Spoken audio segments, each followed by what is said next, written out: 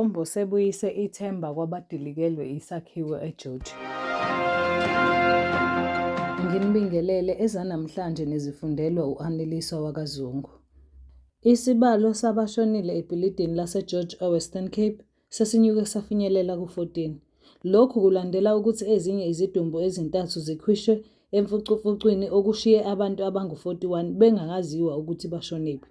UNdunankulu waseKapa u-Alain Wynne esikhungweni sokusebenzisana esikumasipala wesifunda saseGarden Roads, izikhulu zezinhlekelele zesifunda nezesifundazwe bezibikela abezindaba mayelana nokusebenza kuze kube imanje.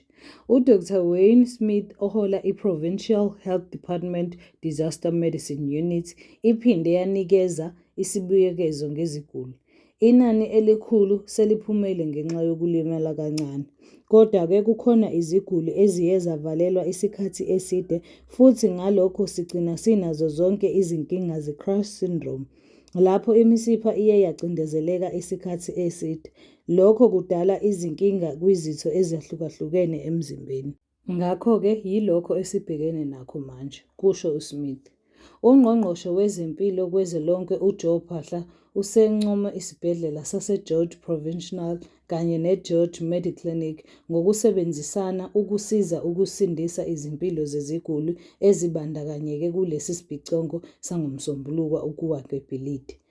UPhaahla ephelezelwa uNgqongqoshe wezempilo eNtshonalanga Kapa uNoma-French Mbombo bavakashele iziguli kuzo zombili izibhedlela ngoLwesihlanu.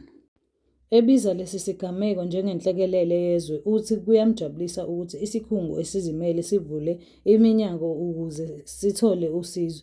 Iziguli ezazidinga ukwelashwa okukhethekile ngaphandle kwemibuzo, isibhedlela sasukuma sathinta isibhedlela iGeorge Hospital sithi sidinga usizo ngoba sithwele kanzima. Futhi embikweni esiwutholile ngempela benze konke bamisa ukusebenza futhi sibonga abaphathi nabo bonke abasebenzi. Kuyajabulisa ukwazi ukuthi ngisho nodokotela abazimele abebevele bematasa nokuhlinza noma sebezoqala bavumile ukuhlehlisa lokho kuhlinzwa, kusho uMbombo.